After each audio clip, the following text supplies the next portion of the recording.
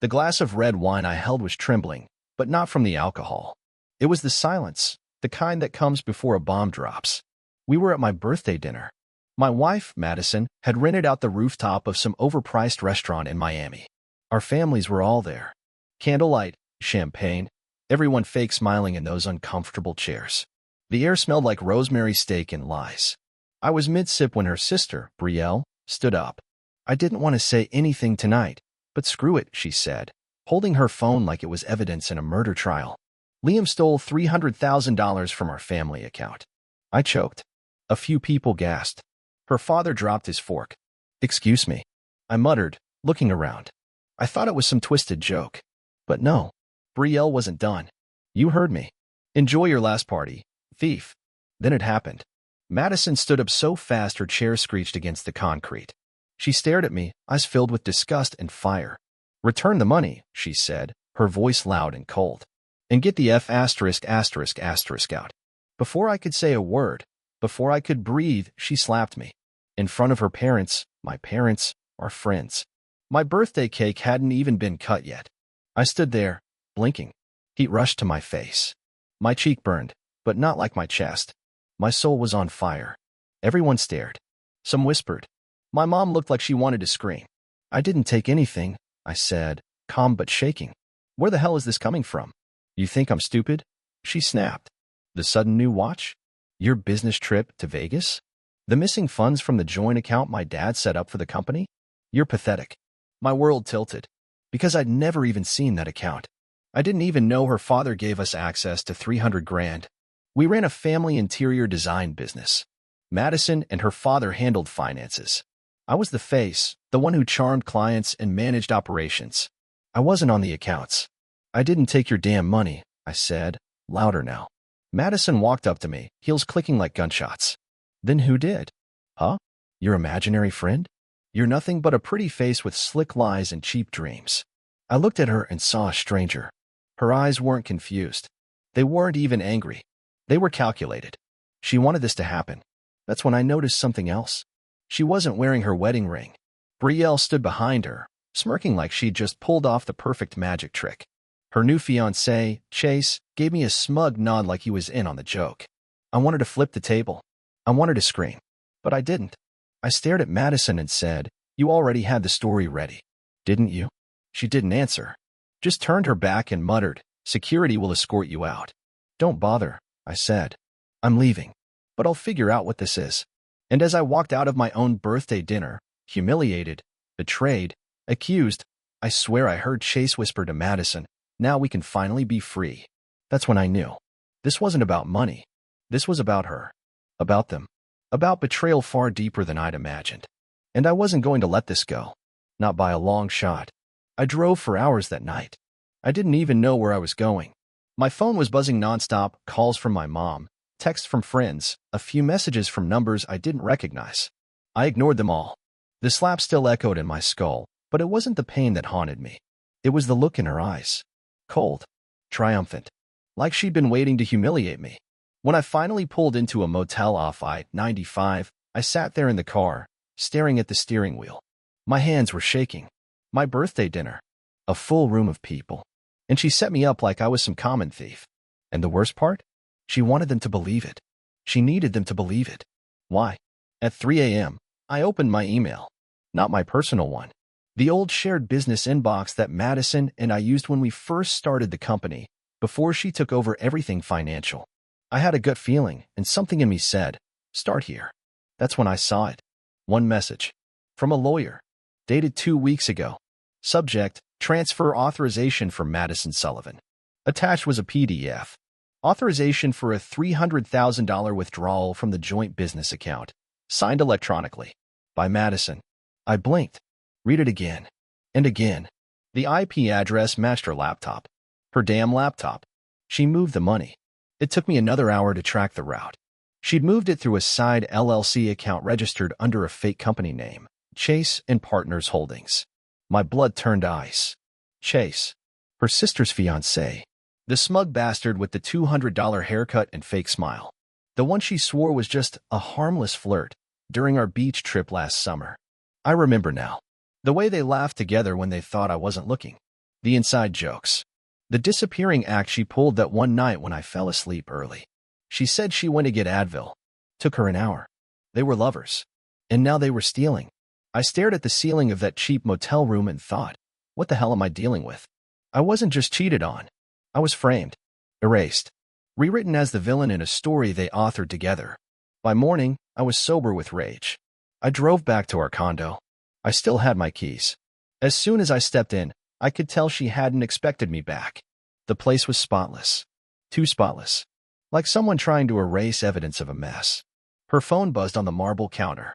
I shouldn't have looked. But I did. Messages from Chase. The most recent. You won't be a problem anymore. You were perfect. I'll pick you up tonight. We'll celebrate. She replied. Finally. Can't wait. Wear that navy shirt. The one that makes you look dangerous. I felt sick. I sat on the edge of the couch, staring into the nothing. Madison walked in 10 minutes later, holding a shopping bag and humming. She saw me, froze mid-step, and her whole face changed. You shouldn't be here, she said, dropping the bag. I told you to get lost. I saw the transfer, Madison. Her jaw tensed. I know you moved the money. I know it's under Chase's LLC. I know everything. She didn't even blink. Just walked over slowly, lips curling. You think you're so clever, she said. But you're late to the party, Liam. I already won. Everyone thinks you're a liar. A thief. And soon, I'll have the company, the accounts, and a man who doesn't bore me to tears. You slept with him, I said. Not a question. A fact. She laughed.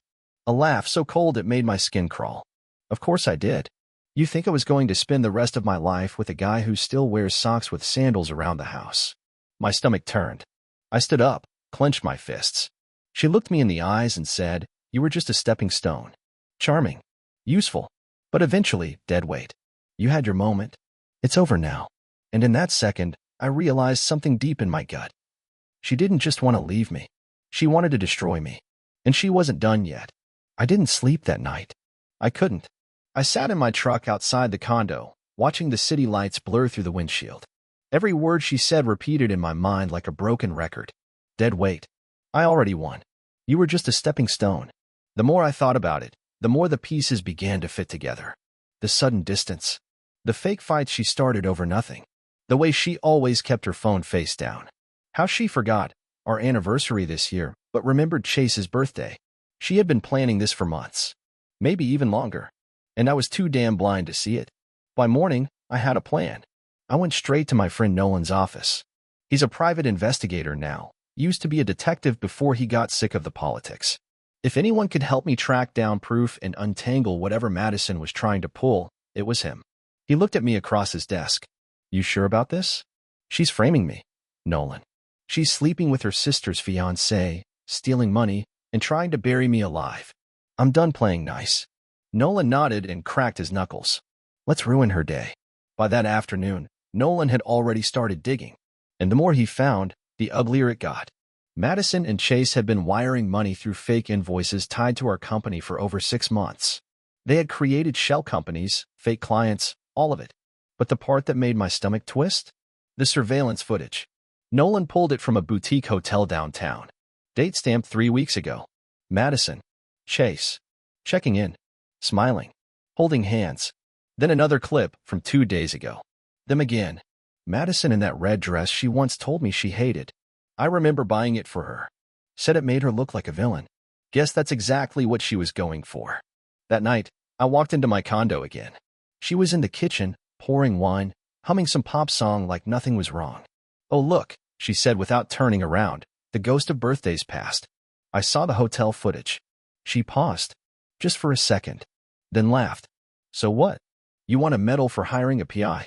You know what I want? I said, stepping closer. I want you to understand that I know exactly what kind of person you are now. You didn't just cheat on me, Madison. You assassinated me. My name. My reputation. My business. She finally turned. You were always too emotional. That's why Chase said you'd fall apart the second I pushed. I blinked. He said that. She smiled. Oh yeah. We had a bet. He said you'd cry. I said you'd go full psycho and try to fight someone. Either way, we knew you'd lose. I couldn't breathe. You really think this ends with you walking away clean? I asked. She leaned back against the counter, swirling her wine. It already did, baby. You just haven't accepted it yet. I didn't even respond. I pulled a flash drive from my pocket and dropped it on the counter. What's that? She asked, her smirk faltering. Evidence. Transfers. Emails. Videos. You and Chase. Fraud. You know, the kind of thing the IRS loves to read over breakfast. Her face changed. Not panic. Not yet. But close. You think you're clever, she whispered. No. I just stopped being stupid. I walked out and slammed the door behind me. I didn't stop there. The next morning, I met with Madison's father. He was the one who funded the company. Trusted us both. I showed him everything. At first, he refused to believe it. But when he saw the bank records, the invoices, the footage, his hands started to shake. She's my daughter, he said quietly. And I was your partner, I replied. And she screwed us both. That afternoon, he froze the accounts, removed Madison from all business access, filed for internal fraud investigation. Chase's name was flagged across every related company.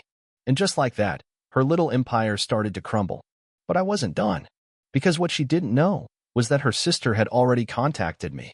Brielle showed up at my apartment that night. No makeup. Hair pulled back. Eyes swollen like she'd been crying for hours. I almost didn't open the door. But curiosity won. I need to talk to you, she said. I think you've done enough talking, I replied, leaning against the doorframe. She shook her head. No. Listen to me. I didn't know. I swear to God, Liam, I didn't know they were sleeping together. Chase and Madison, they've been lying to me, too. I studied her face. It wasn't the usual smug, untouchable Brielle. This one looked broken. I only accused you at the party because Madison convinced me. She said she had proof. Said you'd confess if we pushed you in public. She paused, lowering her voice. She told me Chase was going to propose to me that night. That he needed to know our family was united before he did it. She played me. I stepped aside. Let her in. She sat on the couch and pulled out her phone. Scrolled through messages. Showed me screenshots. Texts between Madison and Chase. About how dumb Brielle was. How she actually believed he loved her. How once the money's in place, they'd ghost her like a summer fling. She covered her mouth. I was going to marry that man. And she's my sister. She laughed at me while screwing him behind my back. I didn't say anything. There was nothing to say.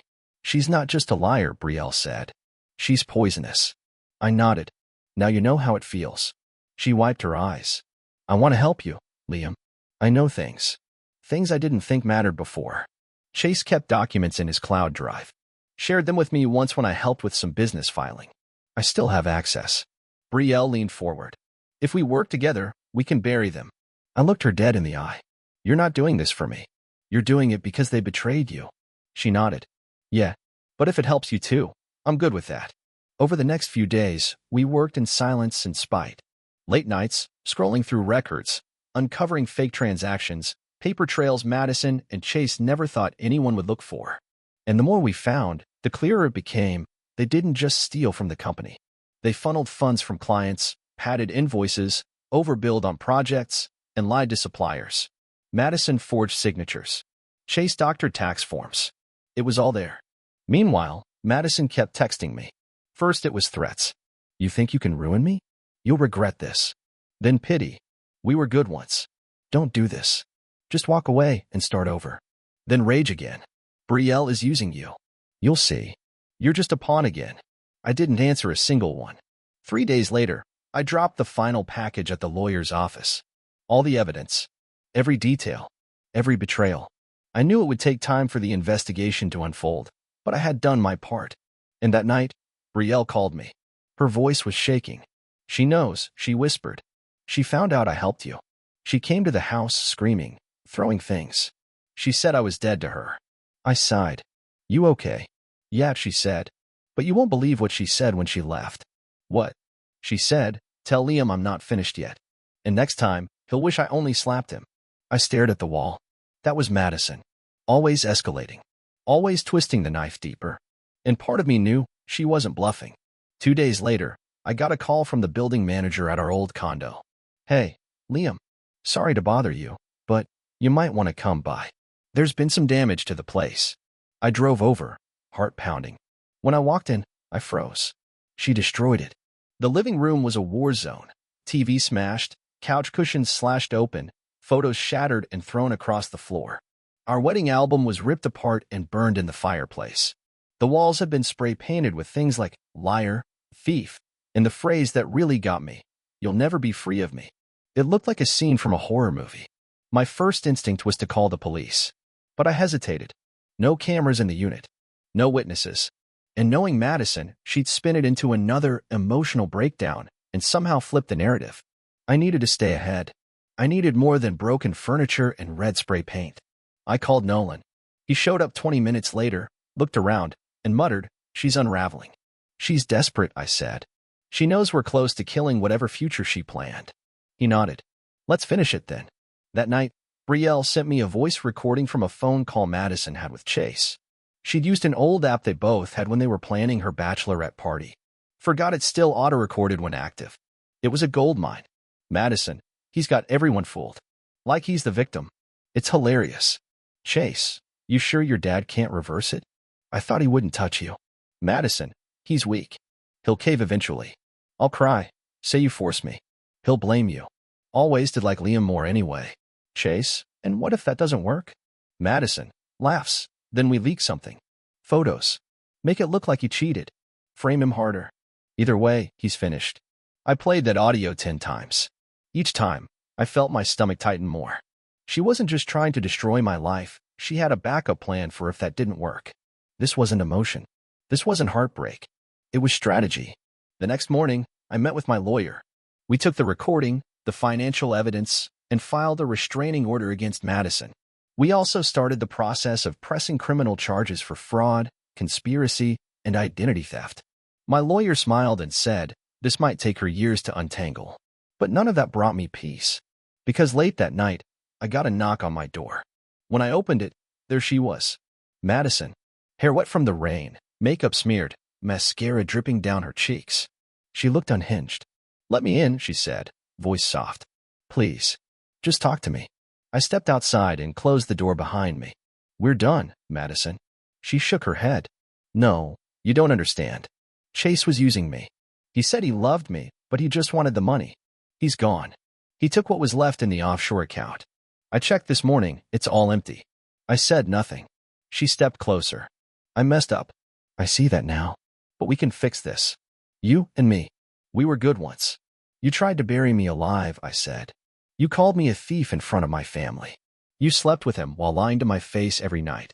And now, you want what? Forgiveness. I want you to help me," she whispered. "Please, Liam. I have nothing."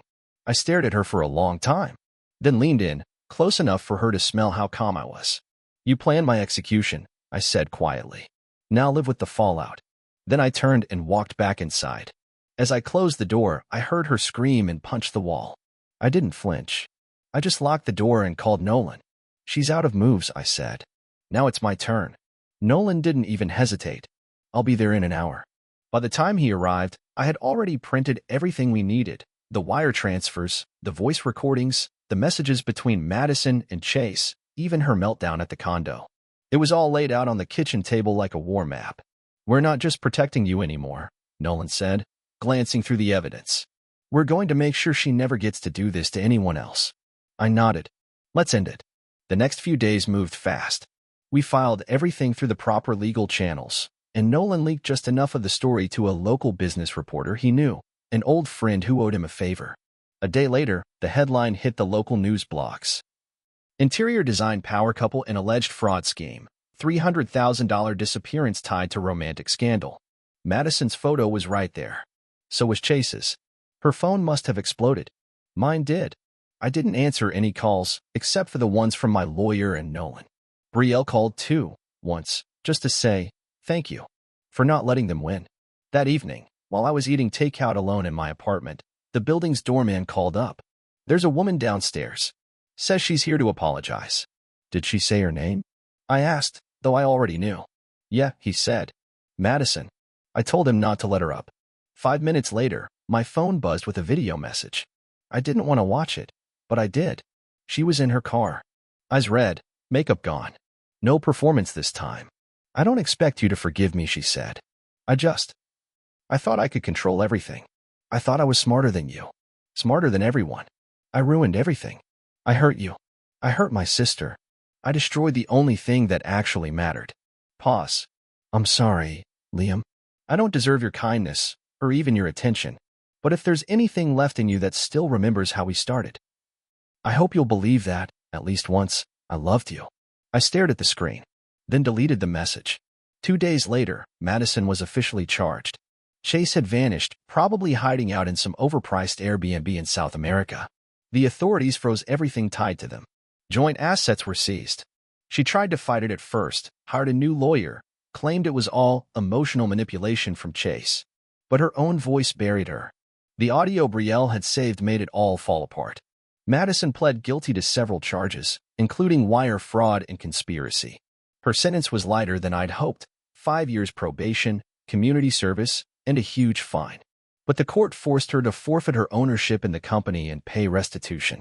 The judge looked her dead in the eye and said, "You orchestrated a campaign of deception not just against your husband, but your entire family.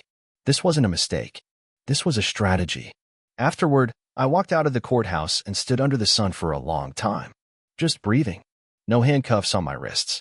No lies hanging over my head. No one calling me a thief. Just me. Free. I didn't hear from her again. Not after that day. But I saw Brielle once more, a few weeks later. We had coffee. She told me she'd started therapy. Said she was thinking about moving out west to start over. I told her that sounded like a good idea. Before we said goodbye, she looked at me and asked, "Do you regret it? Any of it?" I thought for a moment.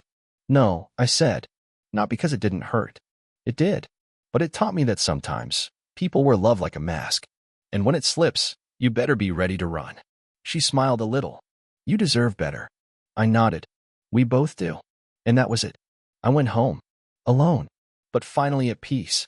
A few months passed. I started waking up without that heavy feeling in my chest. The mornings didn't sting as much. My name was cleared. The company was mine again, though I rebranded it, got rid of every trace of her. It felt like wiping blood off a canvas, but it had to be done. I called it Stonelight Designs. Something solid. Something new. Clients returned slowly. Some had walked away when the scandal broke. Others stayed silent, waiting to see which way the wind would blow. But now, they were calling again. Curious. Willing to work with the guy who'd been publicly crucified and still came out standing. And me? I wasn't the same man who smiled in those polished wedding photos. I was sharper now. Less trusting, maybe, but real. I looked at people differently. I looked at myself differently. One night, I got a letter. Not an email. A real letter. Handwritten. No return address. Just my name on the envelope. Inside was a single page. No signature. Just 5 sentences. "You weren't supposed to survive this. But you did. I underestimated you. He left me. I hope you dream of what I lost." I stared at it for a long time. Her handwriting was unmistakable. She had nothing left. And still, somehow, she thought I wanted to hear from her. That I'd care. I didn't. I folded the letter, tossed it into the fire, and watched it burn into ash. Because here's the truth. Madison didn't just cheat on me. She tried to erase me. She wanted me alone, disgraced, begging. She wanted to hand me a loaded narrative and watch me pull the trigger. But I didn't.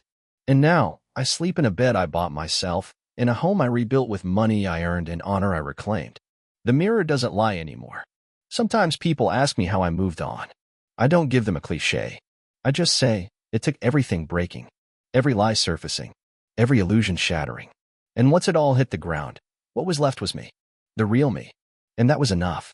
If you're reading this, and you're where I was, betrayed, humiliated, unsure if your life still belongs to you, I'll tell you what no one told me. You'll hurt. Then you'll burn. Then you'll rebuild.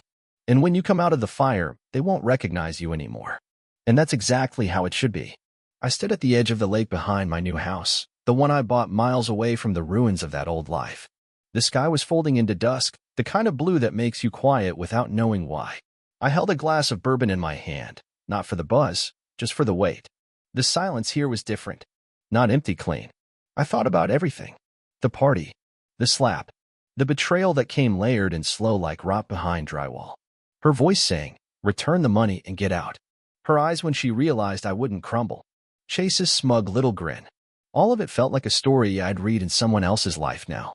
Madison lost everything, her family, her freedom, her carefully staged illusions. Last I heard, she was working some temp job in a city that didn't know her name, trying to stay off radar, trying to start over. But people like her don't start over. They just switch masks. I didn't need revenge anymore. I didn't need her to feel what I felt.